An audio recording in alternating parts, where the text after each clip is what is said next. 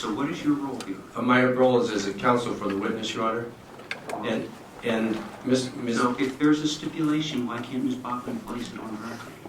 What? It would be fine with me. It's not the stipulation we entered into right before the Well, perhaps the two of you should get together and find out what your stipulation is, and then Ms. Bachman can tell me. We'll take a 5-minute break. No, you gave me specific dates. 3 months. I asked you if there's anything else, you said no.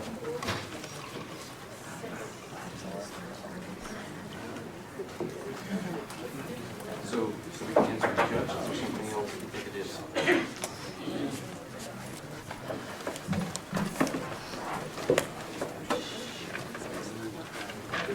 Can't really tell if we're having a conversation.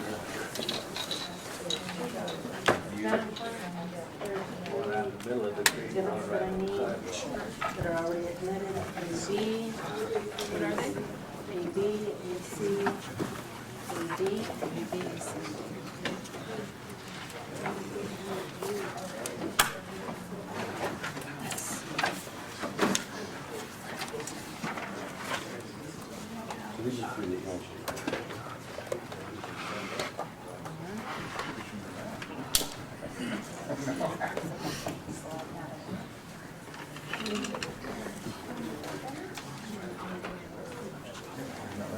It's already permitted. Yeah, I mean, I can't read it.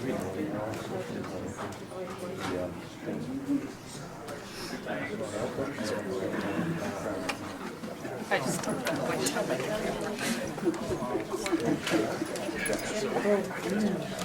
I Christmas guys today. Very festive.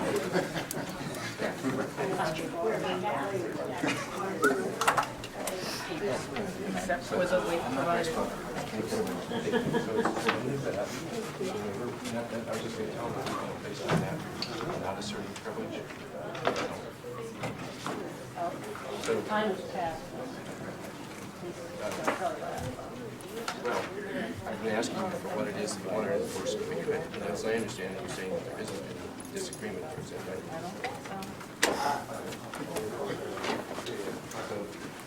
So, letting the judge know that we've agreed that that's the scope of the examination.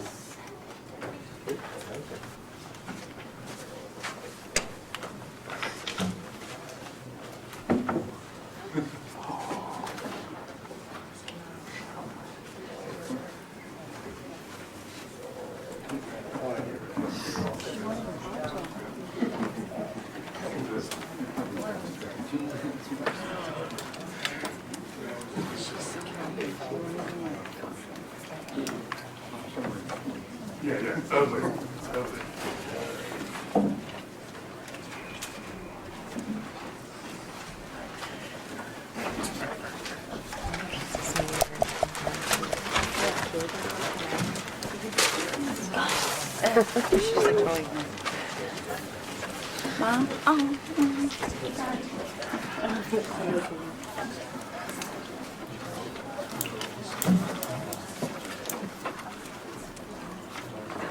For sure. For sure.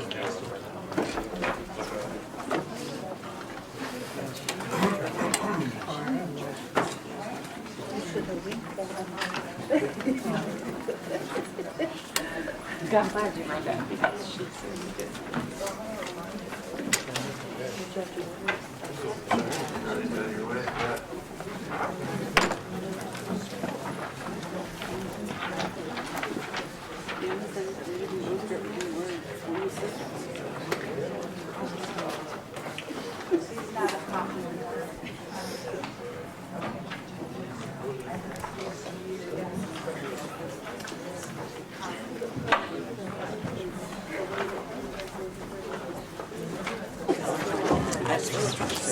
Trying to get just that whatever the last year She might even give him time of day. And she was just told her that I'm fighting busy Thank you. Please be seated. All right, we're back on record in the Vent, Freeze, Pease, and Roberts cases. Mr. Roberts is absent for the afternoon. Counsel for the parties are present. Do I still have the applicants on the phone? Yes, sir. All right, Ms. Bachman, you have a stipulation. We are talking about certain things. There is not a stipulation in the traditional sense of something to be read into the record. We're confining our discussion to a finite number of things. Okay. It will be apparent in the testimony. All right, go ahead. Thank you. Mr. O'Donoghue, did you, as a reporter, develop a relationship with Marvin Roberts? Marvin Roberts is a source, and Marvin Roberts has been someone I've been in touch with, working on a story for a long period of time. Are you pen pals? I would never use that definition for my correspondence with a person I'm working with on a story. Okay. Do you consider him a friend? To the extent that things he's told me have generally checked out, and he's been very informative. I would say that we have a closer relationship than I would with some sources. So he is just a source to you? This is a very serious story, and I've been working on it for a long time, and I have shades of familiar relationships with a lot of different parties. Okay, that's not responsive to my question. Is he just a source to you? I would say that he's a close source. Okay. May I approach him? Yes. I'm going to show you what's been marked and admitted as Defendant's Exhibit AB. Do you recognize this letter? Yes, I do. You provided it during the course of a deposition that the state took of you some months ago, correct? Yes, I Objection, do. that's inaccurate. It's came from the Innocence Project. Base number reflects that. I'm sorry, the objection is again. That it came from the Innocence Project, that's based on the base number AKIP. Okay, Ms. Bachman, they're saying the source of this is the Innocence Project. Is that correct? Did you authenticate this letter as having been sent by you to Marvin Roberts? You presented it at the deposition, and I acknowledged my signature. So you wrote this letter to Marvin Roberts on April 28, 2003? Yes, I did. Okay. And your discussion in this letter is about land prices midway between Fairbanks and Indiana? Not my discussion. I've sent him a Robert Fox land catalog, which he'd expressed some interest in buying land when he got out of jail someday, if he ever did. And it's the sort of thing I would stuff in an envelope for a person that I thought was interested, as part of facilitating continuing conversations. With a source? Yes. Okay. Did you also talk to or correspond with Mr. Roberts about your efforts to investigate your story? Yes, I shared some information about the progress that I thought we were making in fleshing out the story. Did you ever suggest to Mr. Roberts taking a polygraph? I worked very hard to try to arrange a polygraph, and I discussed this with, I applied for grants to do this, and I also discussed this with the DA O'Brien. My question is, did you ever attempt to arrange a polygraph for Mr. Roberts? I looked into it. It was very complicated. Okay, may I approach that? Yes. I'm going to show you what's been marked and admitted as Defendant's AC. Do you recognize that letter?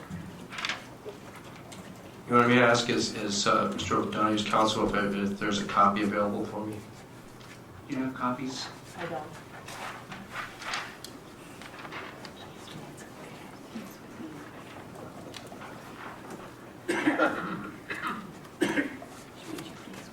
Do you remember authenticating this at your deposition?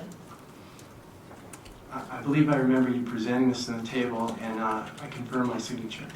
And just for the record, your counsel that is here today was present at your deposition as well, right? Yes. Okay. So this would not be the first time that you've seen this letter or your counsel has seen this letter? Objection leading. Overruled. Go ahead. Did you discuss with Marvin Roberts your view of the status of the cases or the appeals in the cases of the four convicted men?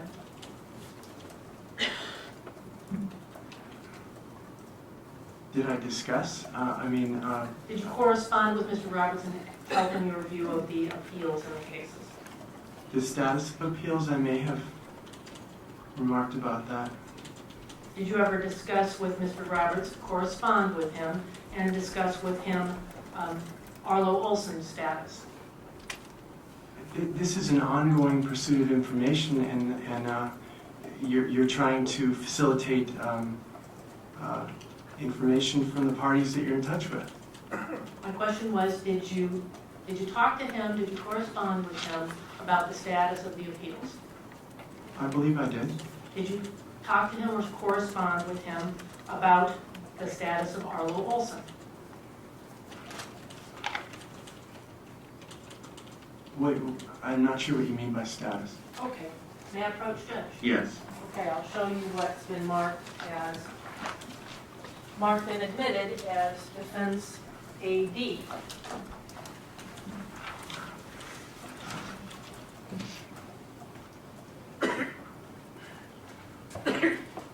You recognize this letter?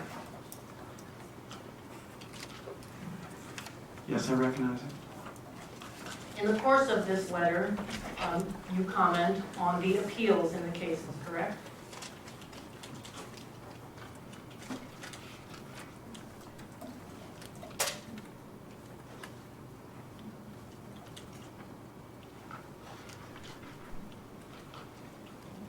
I believe I do. Could you point me to the paragraph you're talking about? Go ahead and read the letter. Read the whole letter. Sure. I look at the calendar, it makes me sick to You think. don't need to read the letter into the record, sir. That's not what I don't believe that's what Ms. Bachman's asking you to do. No. She's asking you to review the letter quietly to yourself so you can refresh your recollection.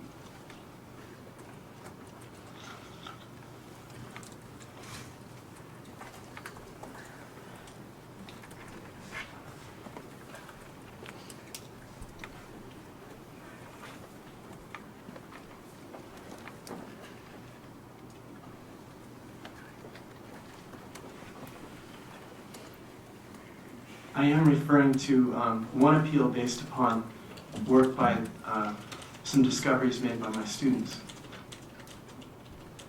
You also, in the course of this letter, discuss Arlo Olson's status, don't you?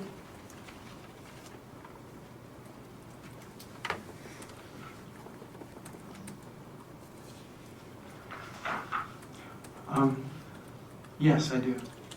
And what is it that you wrote to Mr. Roberts about Arlo Olson, for the record?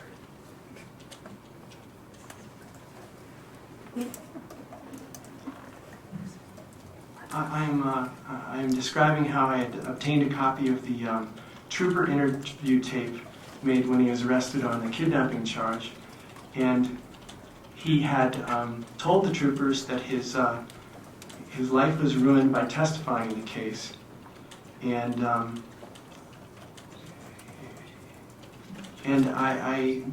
he was confirming in that respect what he had told me before.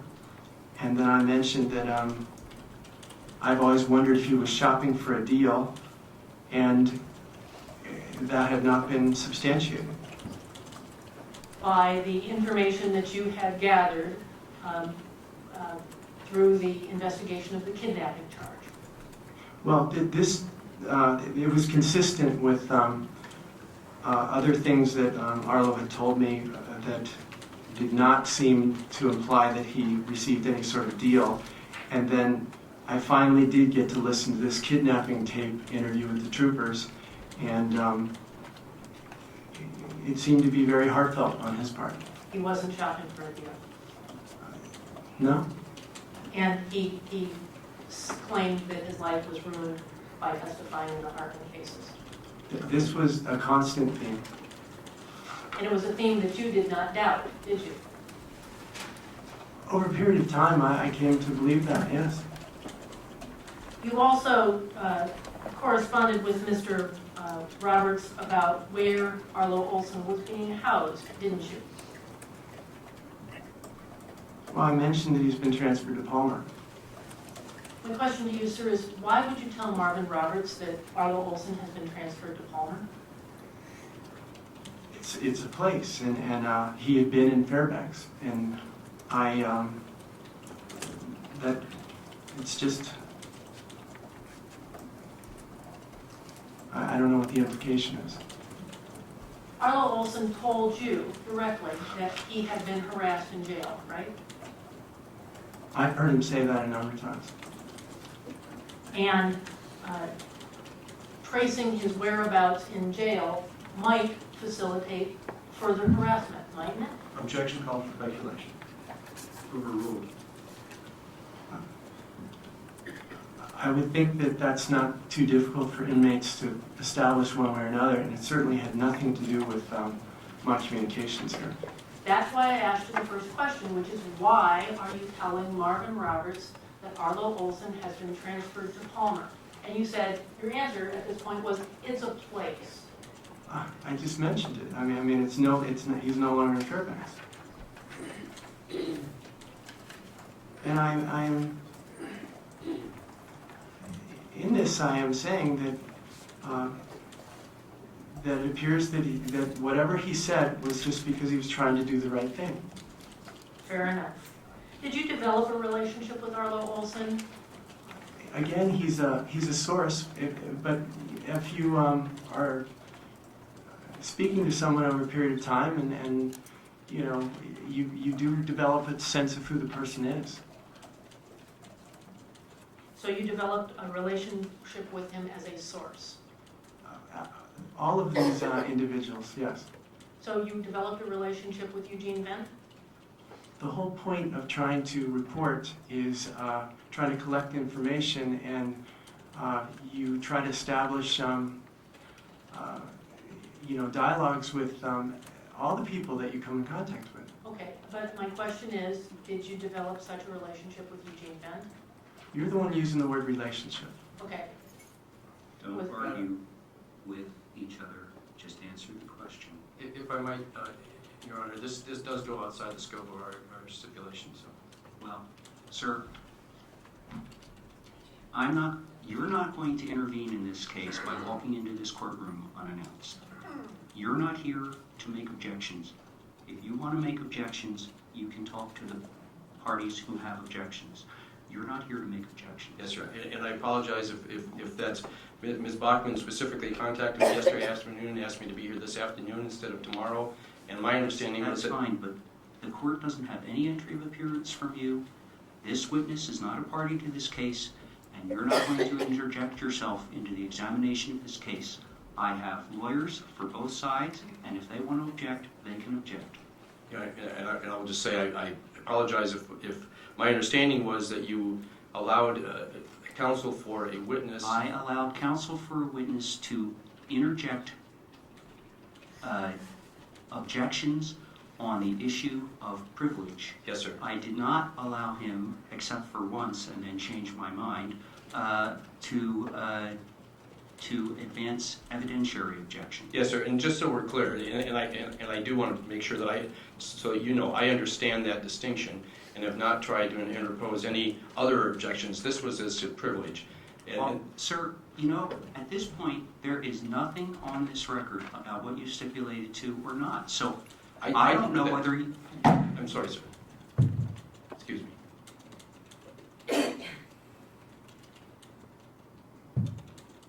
I do not know whether the stipulation has been violated or not. Yes, Your Honor. And If you have a stipulation, you either need to put it on the record through Ms. Bachman, or it needs to be presented in writing to the court so that I can rule on these types of things.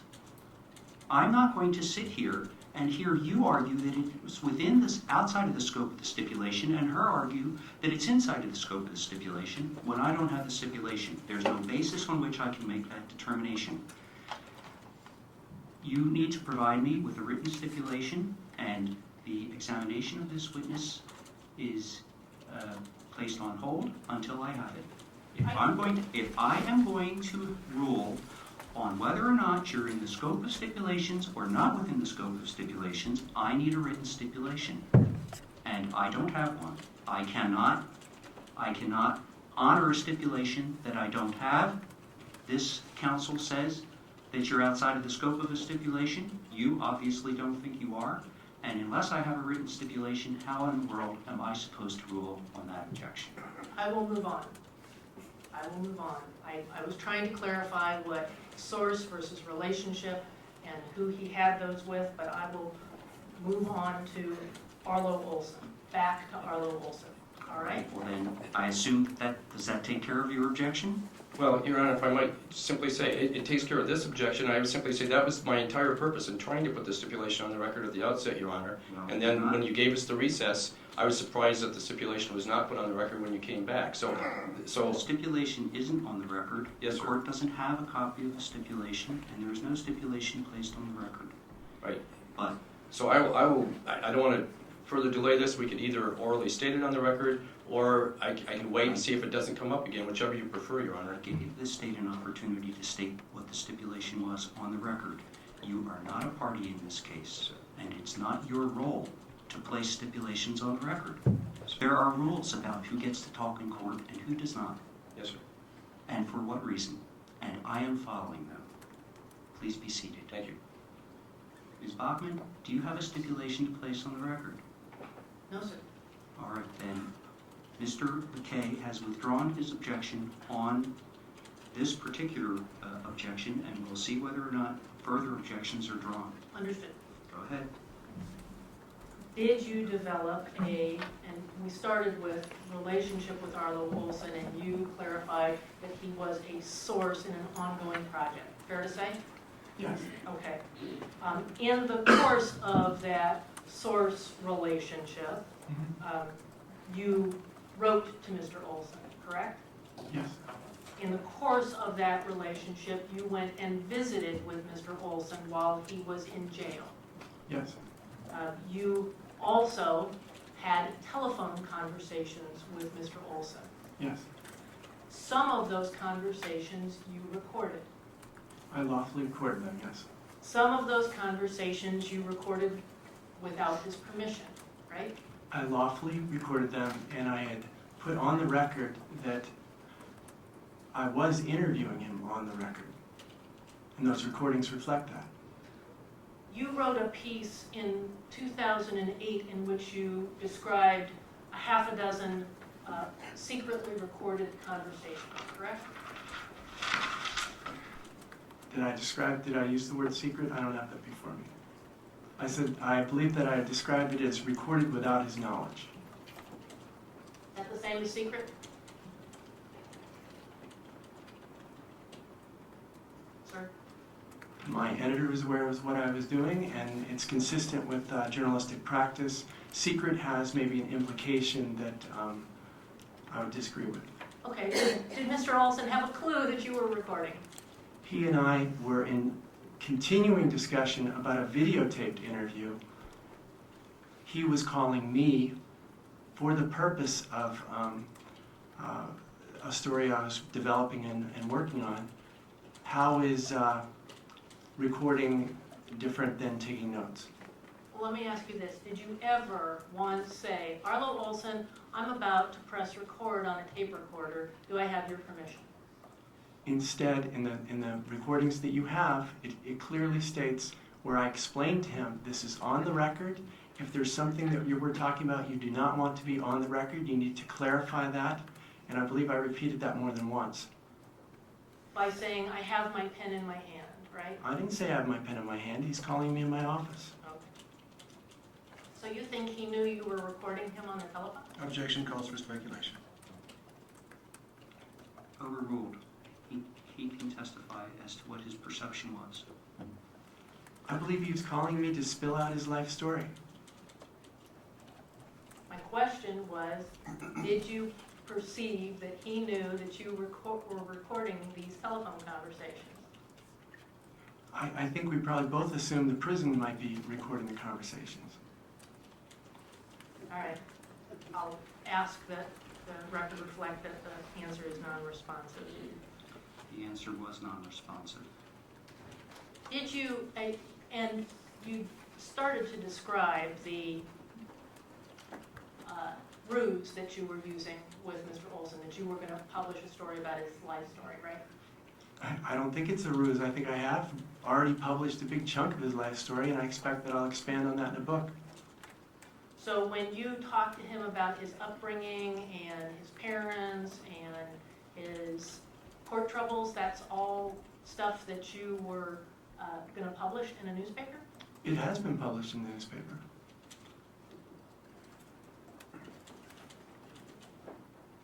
And he shared his life story with you based on your suggesting that you wanted to tell his side of the story. Objection calls for speculation regarding why Mr. Olson shared. Sustained. You told him that you wanted to be able to tell his side of the story, right? Absolutely. That's pretty much the approach I would use with almost anyone. You wrote a piece that said that there were half a dozen telephone calls, right? Mm-hmm. And to date, you haven't been able to find those half a dozen telephone calls. That is inaccurate. I searched really hard, and I've produced at least 5 of those calls. At least 5? So that means possibly 6 have been produced? You know, I believe I've turned over 5 recordings to you, Okay.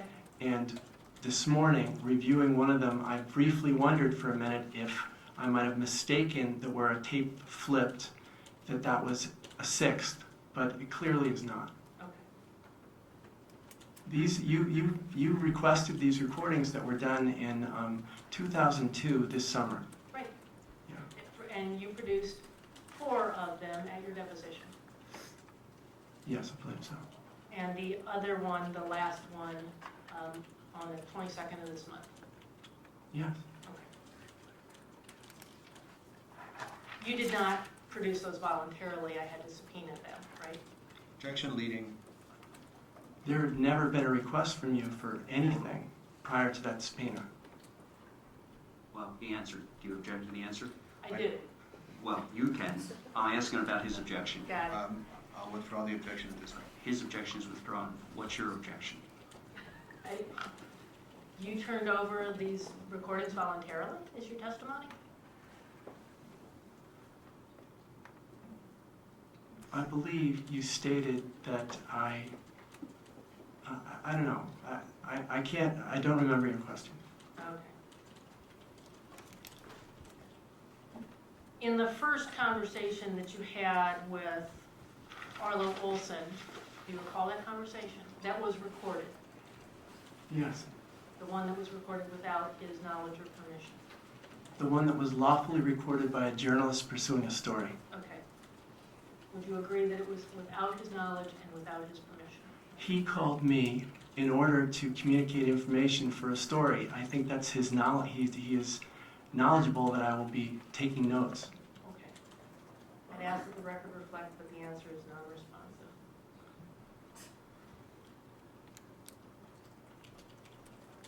The record will so reflect. Witness was not asked whether or not he knew he was taking notes. The witness was asked whether or not Mr. Olson knew he was being recorded. And the witness has not made a responsive answer. What's your next question? In your first conversation with Arlo Olson, he affirms his trial testimony about seeing Frank Dayton assault, does he not?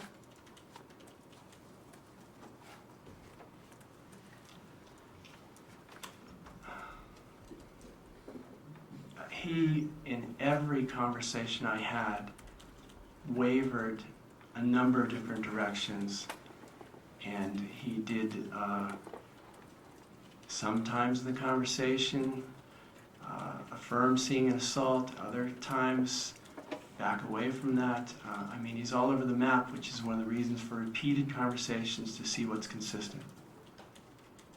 Well, we'll get there. Second conversation that you had with him terminated prematurely, right? Many of these terminated prematurely. Second conversation was very short. I believe that's the one with on the record warning. And when it cut off, yes, it cut off abruptly. And the third conversation that you had with Mr. Olson is the one that you turned over on the 22nd of October. Mm-hmm. Is that a yes? Yes. Okay. You created for each of these conversations handmade transcripts, homemade transcripts, right? I tried to transcribe them for you. And not warranting that they're completely accurate or complete, you did the best that you could. Yes. Okay. Your Honor, I have placed on the bench and provided counsel with a copy of defendant's EW. All right, May I approach the witness? yes.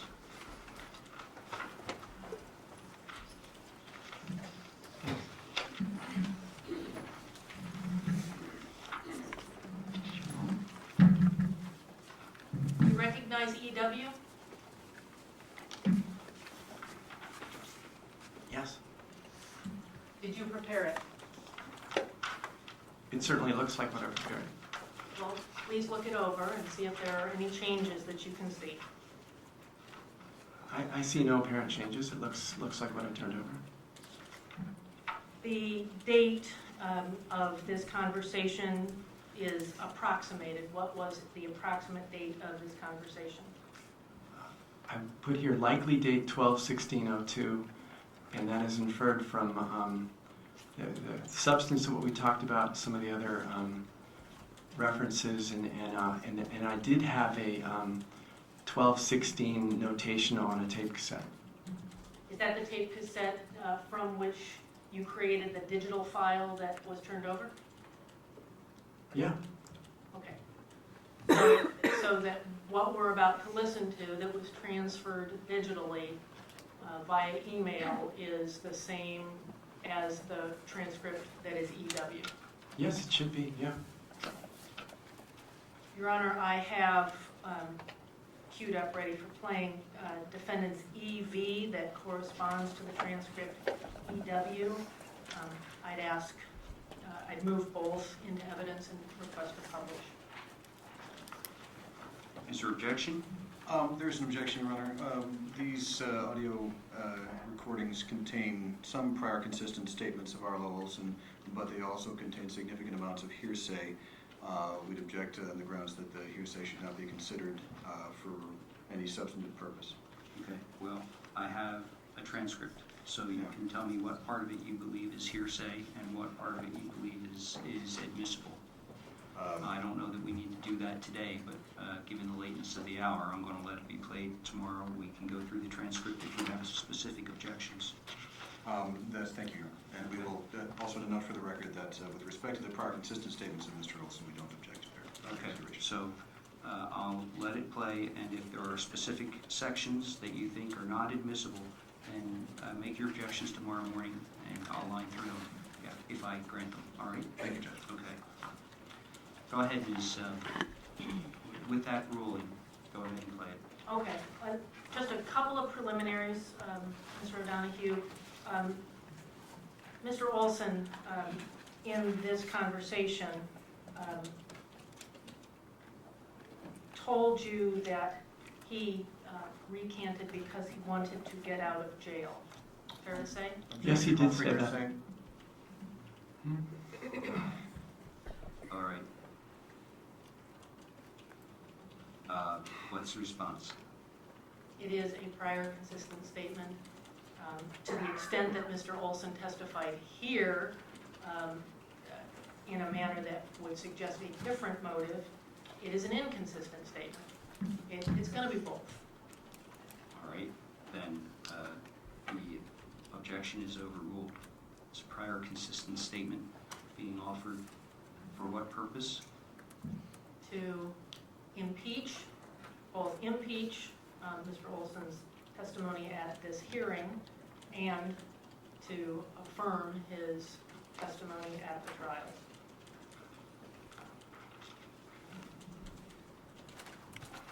So you're offering it under 801 D1B? Yes, sir?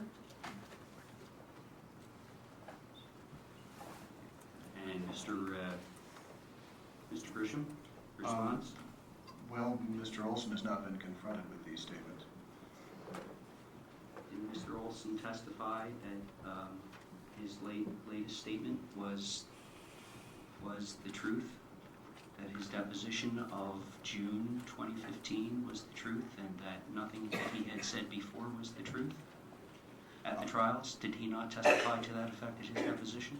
At his deposition, he did, Your Honor. All right, and was not that played here on the record today? Or during this hearing this past month? Certainly his deposition was played, and he made the answer. He made the question. The objection was to the specific statements herein. All right, well, then we'll deal with the specific statements tomorrow, but in the transcript.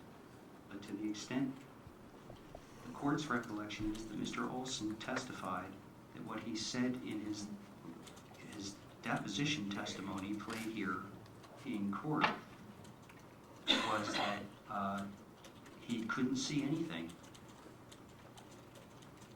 And it seems to me this is being offered to rebut a charge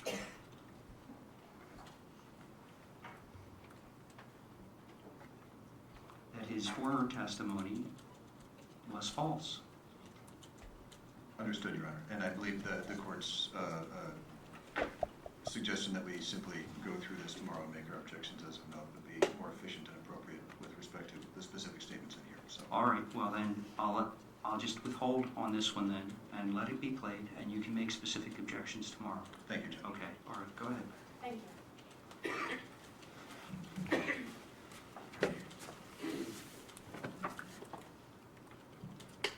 Yeah. Hey, Merry Christmas. How you doing? As good as can be, I guess. Yeah, I guess, yeah, that's not the place to be. Yeah. Nope. Yeah. Hey, I was going to try to come in to see you tomorrow night. I just got my wife off to visit her family this morning. Oh, okay. Yeah. Can you mail George this thing?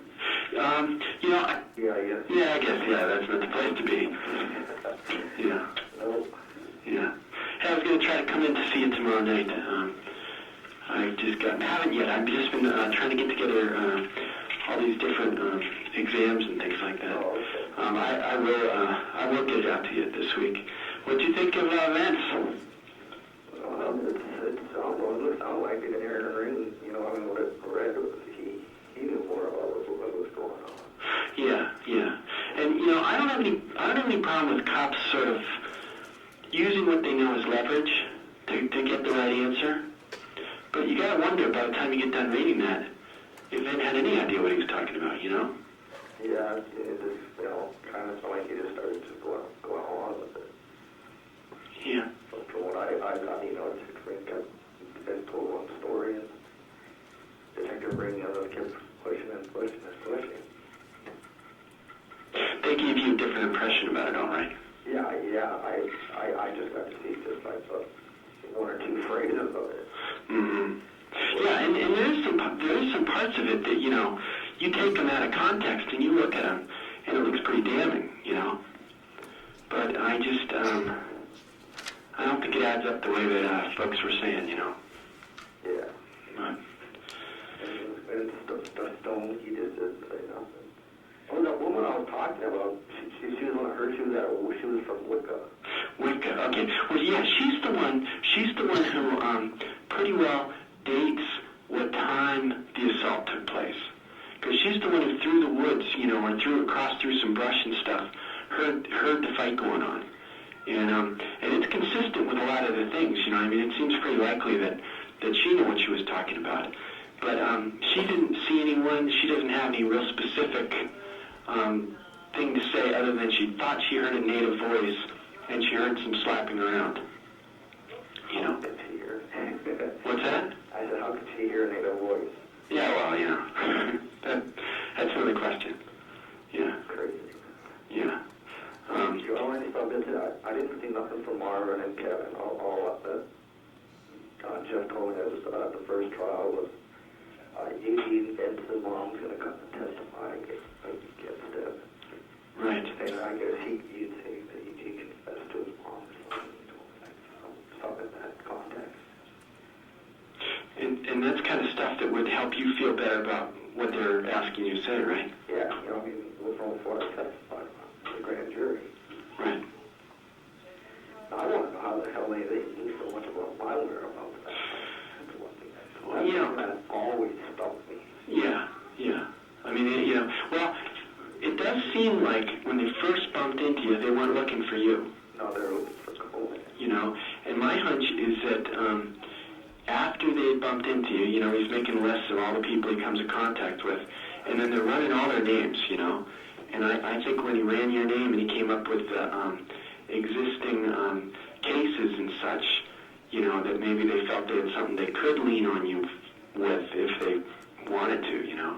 Yeah, well, my first, you know, when I was downstairs, even before I was shown the car, they asked what car did I said I saw a beige car. Mm-hmm. You know, I didn't even know that until you mentioned that what Frankie Date said the car was too. beige, you mean? Yeah. Yeah.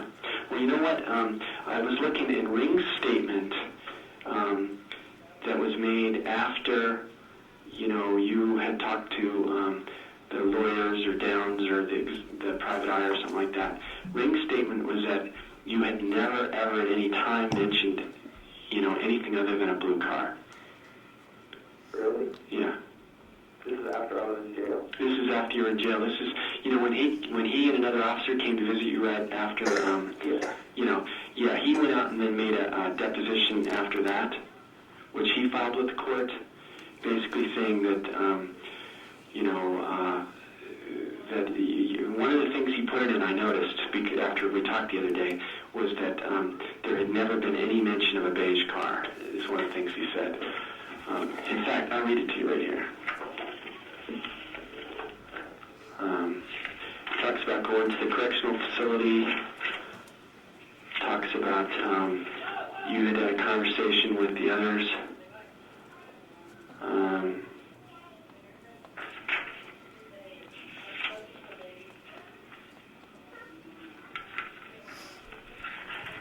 don't know where that thing is. I thought I saw that. Arlo, it says, Arlo never said anything about a beige car. He was shown Marvin Roberts' car in the police garage, and he identified it as the car the four people had been in. And he did this like 2 years ago? Yeah, this is like in April of 2000 or something. Yeah, because I never discussed this case with Frankie Tate or anything, you know. Mm-hmm. I just knew he was from Kaiser and I know his brothers, but, you know, he, I told to Downs and them that it was a beige car, I think. Mm-hmm. That's what I first said. Yeah. And then it got up to be like, you know, Marvin Roberts, who was driving, and Marvin Roberts is the only one that ever drives the car. Mm-hmm. I did ask Marvin about that, and he said that's pretty true. He said the police must have learned that from somebody because the only person he ever let drive his car was his stepdad. And he said some of his friends were kind of never real pleased about that. And he thought Semikin, who was already being talked to, was the kind of what might have known, because Semikin had asked to use the car a couple times or something. Oh. You know. And who originally gave up my name to the cops? I don't think your name came up anywhere until they bumped into you that day. I think that's one of those flukes. You know? It just happened to cross me. Well, I think they were looking for that Goebel guy, that Conan. Yeah. And it makes sense they'd be looking for him because a number of them, you know, I know Vent and Pease were both over at Conan's house that night. At some point. You know? But listen, the thing is, I've been asking around about this, and I'm going to get an even better answer later this later this week, because there's a situation where I'm going to get to talk to a judge who's had nothing to do with this case. But what I hear is, since this has already come up once before, and since, you testified one way, and then, I haven't seen the exact way it played out in the hearing, but, you said that, you'd only said those things because you were scared? No, I said because I want to get out of jail. Because you want to get out of jail, okay. It will be very difficult for them to, the court to accept that one way or another you would change what you've said and sworn to already. And the only kind of thing that would really persuade them about this, apparently, is for you to really persuade them that you were scared about the whole perjury thing. Persuade them that the police and the prosecutor really gave you no choice. Yeah. And, in doing that, though, that does put you in some, that puts you in some jeopardy. Because you're basically admitting that you perjured yourself if you were to do this. But you're saying that the reason I did it is because I had no choice, And, I don't know, I'm going to find out more about that later this week. I don't know how much time it is behind perjury. I don't know. I'll find out. I'm going to find out more about this. And it could be the kind of thing that it's a unique enough situation that no one would. But they're certainly going to they're going to try to scare you with that one way or another. They scared me with that. Right. And what they say is, I said I've never got easy deals once. I don't expect one this time around either. Mm-hmm. Right. Right. I tried to call last week, but you were on the phone or something. Yeah, it's a real busy time here, with people. I got 2 kids taking the exam right now that they can't be here to take it when they're supposed to. And you thought that you got anywhere back from Marvin? I talked to him once real briefly. Like I say, I asked him if he ever let anyone drive his car. And he laughed and said, no. And, his family kept paying for that car even after he was locked up. I guess a brand new car. It was a 92, so it would have been a pretty new car. It wasn't brand new. So it was about 5 years old, but it would have been pretty nice. He was asking me again if I think he'll get it back. Some people love their cars. Yeah. And how long was he sentenced to?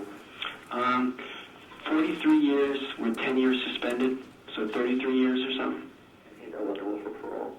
At some point, But he's pretty adamant that he doesn't just want to be paroled; he wants to be cleared. And I don't know, but I think I'd be happy just to get out. But Yeah. but the thing is, it's always been interesting that none of them testified against the others. And the first thing, that's one of the things that stands out when I talk to other reporters who've covered a lot of police stuff. That normally you have 4 young kids, busted for something, and one or another of them is going to cop a deal. Marvin was offered manslaughter at one point, which he would have been out on time served. And he just said that he wasn't going to say something that wasn't true. Really? Yeah. Yeah, I think some of the others, I don't know if the others got that kind of offer. What about that Heffel that they said? We need to, Heffel's the other person that, testified, and he said he'd heard something that Pease had said, and he has such a long record, I haven't been able to, number one, I haven't ever talked to him, but number two, I haven't been able to figure out if he ever got any special deal on anything. He has, his record goes on like for pages at the Fairbanks courthouse, just listing different violations, So you'd have to look at every case and everything he had hanging in terms of probation, trying to figure out, And I told you, even with just your case, it's been hard to see, there's no way that I could really read through the paperwork and discover that you actually served 40 days on that first, Oh, I was just... Well, I'm not saying that, I'm not disputing that you did, but what I mean is it's hard to read the papers and figure out what they exactly mean, Oh, okay. you know? Yeah, well, when I was in my neighborhood, like I said, the DA process was a violation. I ever did. Mm-hmm. Yeah, they're gonna keep doing that. You know? Yeah. Well, what I would like to do is keep talking about what exactly. I mean, you told me that for sure you remember, you know, George Freeze limping, you know, later that night. Yeah. You know, but how about the actual assault on Dayton? I mean, could you see the 4 individual people? Or did you see a couple people that you thought were probably the ones that you'd seen together earlier? Yeah. You know, I wasn't too sure what I testified to. Mm-hmm. After I testified to the grand jury here, I didn't want to go testify. I was brought up in that perjury stuff. Mm-hmm. Saying have I said anything different? And they started showing me bits and pieces of things of my, you know, of what I saw, Mm-hmm. of the way I felt. They didn't tell me they told me Harley said I can look at it and testify. Right. And Mom was going to testify that he confessed on the phone. I don't even know if that's what happened or. Mm-hmm. Well, what do you know of that? I don't know anything about Senecan, you know. What about Willie Jean Betswell?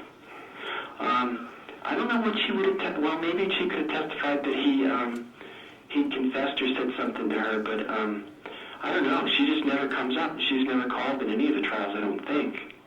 But I'm not certain. Yeah, and then they told me that I was told about some guy in jail.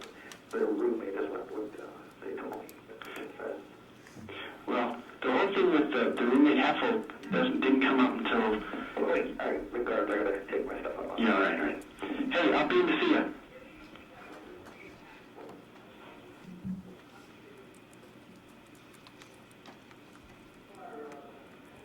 Hey, you still there?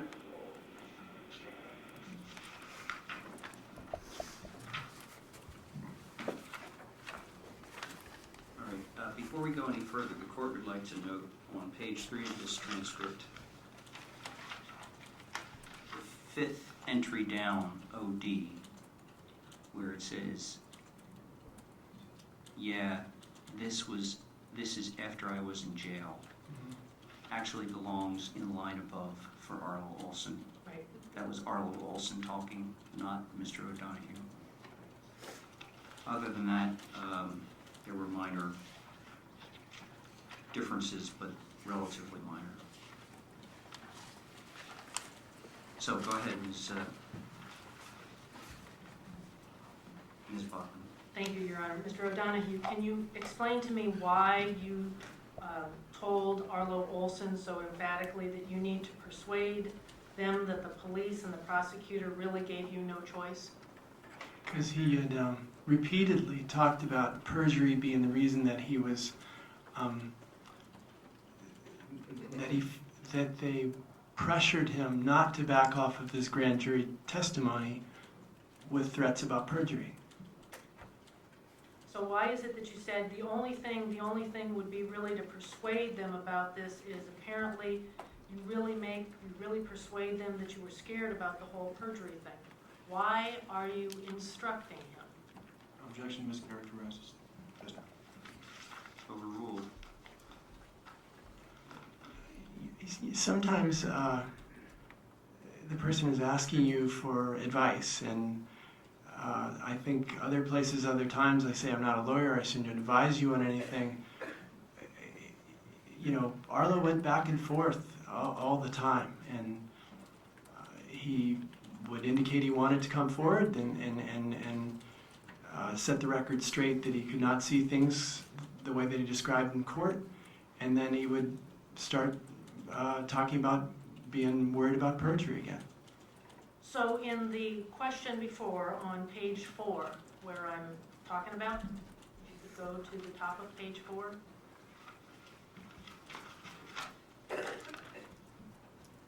See that first long paragraph that's that's OD? Yes. At the conclusion of that paragraph,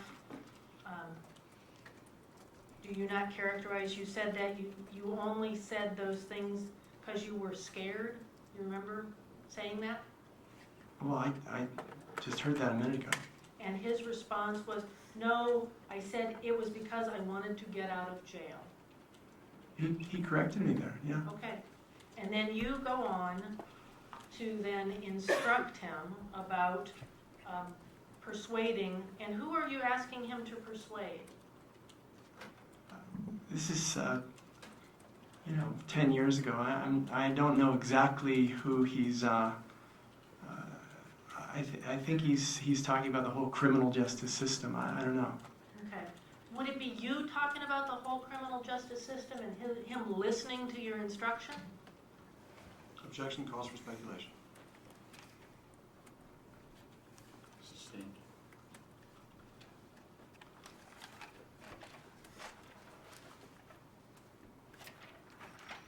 Mr. Olson confirmed for you throughout all of his conversations with you that he did not testify as he did because he got any kind of deal, correct?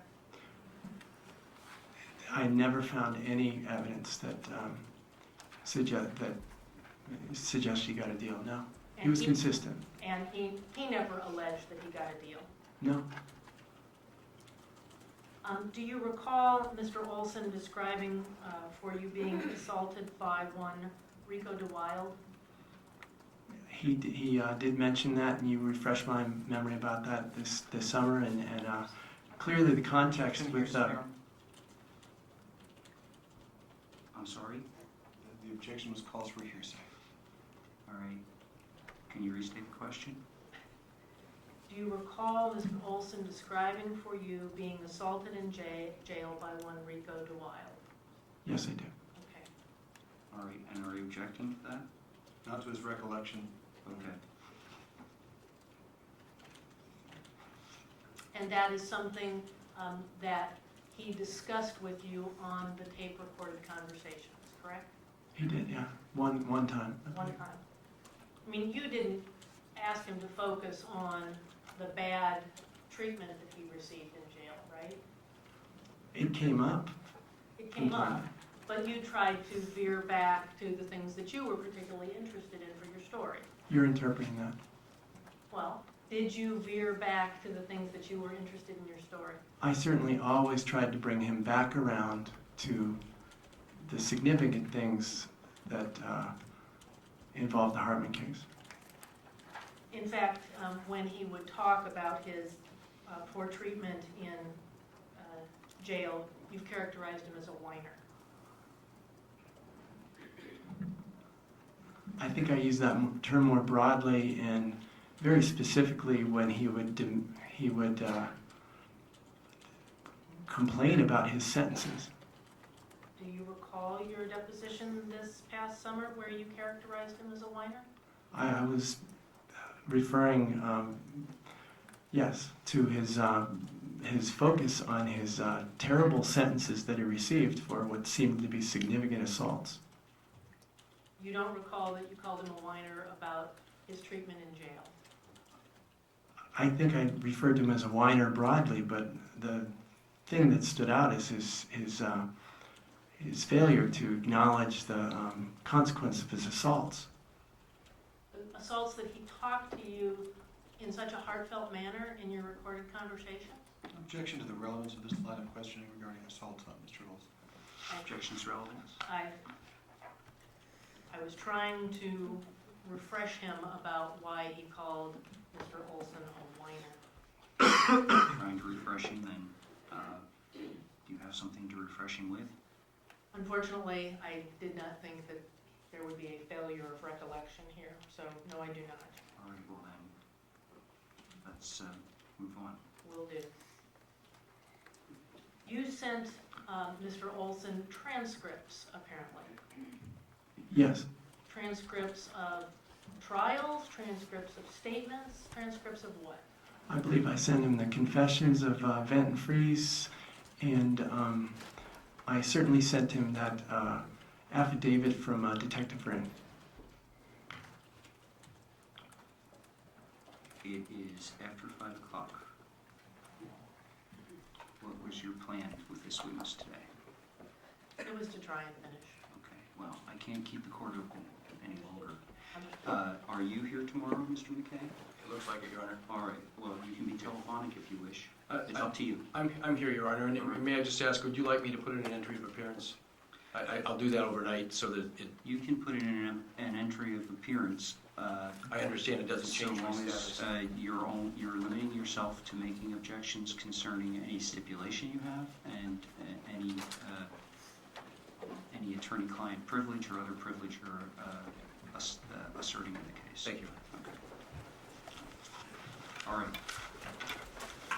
Sir, you can't speak to anyone about your testimony. You can speak to Mr. McKay, he's your attorney, but you can't speak to anyone else about your testimony until your testimony's done. All right. Thank you. We're all present.